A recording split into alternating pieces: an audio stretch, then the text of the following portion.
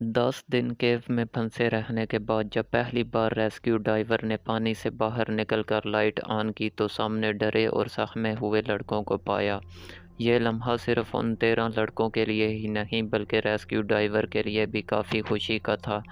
Northern Thailand में वाक़या थैम long केव के 5 किलोमीटर अंदर ये 13 लड़के पिछले 10 दिनों से बगैर खाने पीने के फंसे थे, और ये किसी चमत्कार से कम नहीं था कि ये सारे अभी तक ज़िंदा मौजूद थे।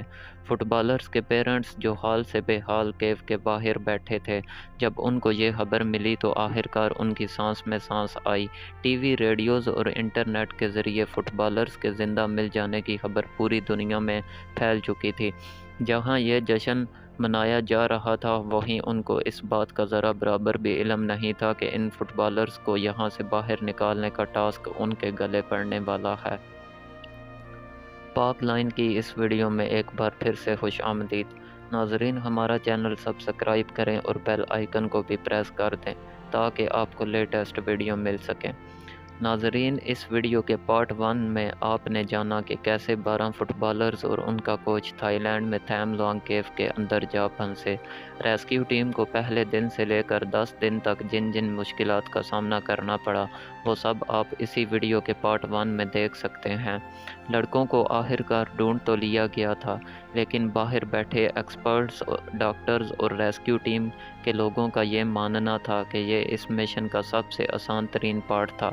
इन 13 लड़कों को यहाँ से सही सलामत बाहर निकालना काफ़ी ज़्यादा मुश्किल था।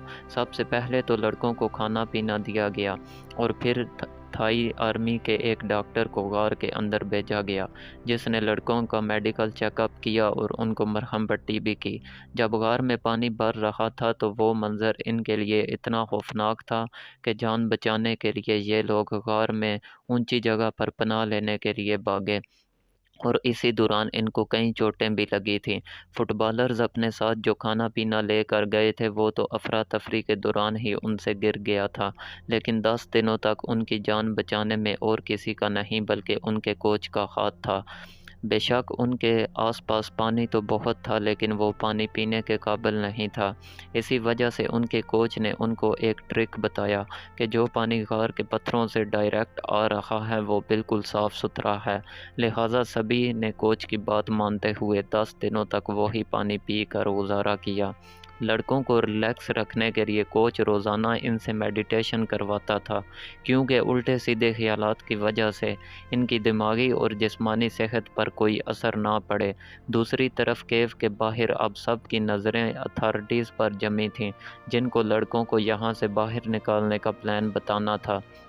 लेकिन प्लान तो वो तब बताएंगे जब कोई प्लान फ़ाइनल हो पाएगा। फंसे हुए फुटबॉलर्स 11 से 16 सालों के लड़के थे, और यही किसी भी सूरत में पॉसिबल नहीं था कि वो प्रोफेशनल डाइवर्स की तरह अंडर वाटर स्विमिंग करके गार से बाहर निकल सकें।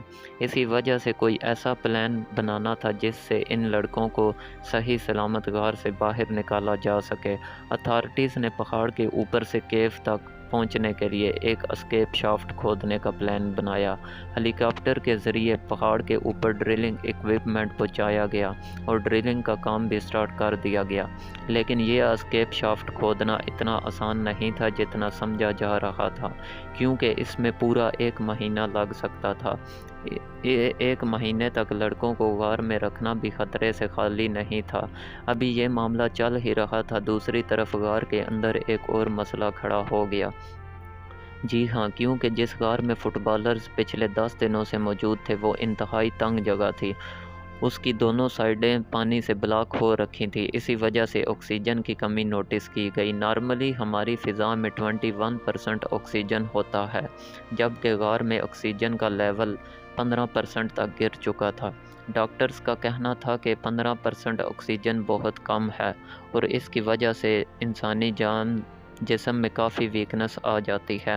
अगर ये लेवल 2% मज़ीद गिरा तो एक एक करके यहाँ लड़के अपनी जान की बाजी हार जाएंगे। एक ऐसा मसला था जो बज़ाहिर नज़र तो नहीं आ रहा था, लेकिन ये किसी भी वक्त भयानक रूप ओढ़ सकता था। इसी वजह से कैसे भी करके केव के अंदर ऑक्सीजन बढ़ाना बहुत ज़रूरी था। इसके लिए दर्जनों ऑक्सीजन सिलेंडर्स केव के अंदर ले जाए गए, जो کہ ایک کافی مشکل ٹاسک تھا۔ اس کام کو انجام دینے کے لیے نیوی کے ریسکیو ورکرز ایک ایک کر کے آکسیجن سلنڈر کیو کے اندر لے جاتے تھے اور پانی کے اندر سے ہوتے ہوئے سلنڈر اس جگہ تک پہنچائے گئے جہاں پھنسے ہوئے فٹ بالرز موجود تھے۔ یہ طریقہ کام تو کر رہا تھا لیکن یہ جان لیوا بھی ثابت ہوا۔ جی ہاں، ریسکیو آپریشن کے 14ویں دن سمان گنان، جو کہ تھائی نیوی کا ایک ریسکیو ڈائیور تھا، وہ رات کے 1 بجے آکسیجن سلنڈر دے کر جب واپس جا رہا تھا تب پانی کے اندر ہی اچانک اس نے اپنے آپ کو چھوڑ دیا۔ سمان کے ساتھی نے جب یہ دیکھا تو وہ فوراً اس کو کھینچتا ہوا چیمبر 3 تک لے کر گیا، جہاں یہ نوٹس کیا گیا کہ یہ سانس نہیں لے رہا تھا۔ اس کو ایمبولینس میں فوراً ہاسپٹل روانہ کیا گیا لیکن تب تک بہت دیر ہو چکی تھی۔ 13 لڑکوں کو بچاتے بچاتے سمان گنان جان کی بازی ہار بیٹھا تھا۔ یہ خبر ملتے ہی پوری ریسکیو ٹیم میں ایک دکھ کی لہر دوڑ گئی تھی۔ جہاں سب کو اس حادثے کا افسوس تھا، وہیں غار کے اندر پھنسے 13 لڑکوں کے لیے یہ ایک خطرے کی گھنٹی بھی تھی۔ وقت گزرتا جا رہا تھا اور اتھارٹیز پر ریسکیو کا پریشر بھی بڑھتا دکھائی دینے لگا۔ یہ پلان کیا گیا کہ مونسون کی بارشوں کے ختم ہونے تک لڑکوں کو غار کے اندر ہی رکھا جائے، لیکن اس کا مطلب یہ تھا کہ آنے والے 2 مہینے 13 کے 13 لڑکے اندر ہی پھنسے رہیں گے۔ مگر یہ فیصلہ ان کو آخرکار بدلنا ہی پڑا، کیونکہ ایک اور خطرے کی گھنٹی بج چکی تھی۔ تھائی ملٹری کو جو ویدر فور کاسٹ ریسیو ہوا، اس کو دیکھ کر ساری ریسکیو ٹیم کو جیسے سانپ ہی سونگھ گیا تھا۔ ویدر فورکاسٹ کے مطابق اگلے ہفتے نادرن تھائی لینڈ میں ایک اور طوفان آنے والا تھا۔ اگر اب ذرا بھی دیر کی گئی تو غار کے اندر جہاں پہلے ہی اتنا پانی بھرا ہوا ہے، اس آنے والے طوفان میں ہو سکتا ہے کہ پوری کی پوری غار ہی پانی میں ڈوب جائے۔